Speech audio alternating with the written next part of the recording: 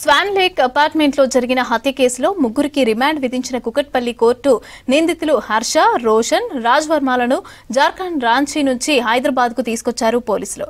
Transit warrant పైన కుకట్పల్లికి తీసుకువచ్చి కోర్టులో హాజరుపరిచారు. ఇక కోర్టు రిమాండ్ విధించడంతో ముగ్గురిని జైలుకు తరలించారు పోలీసులు.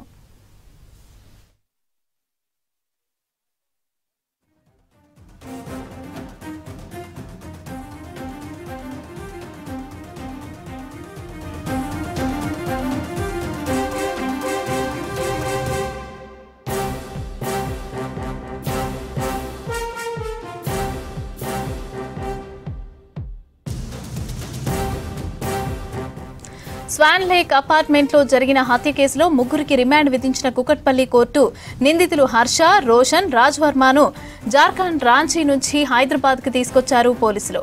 ట్రాన్సిట్ వారెంట్ పైన కుకట్పల్లికి తీసుకువచ్చి కోర్టులో హాజరుపరిచారు.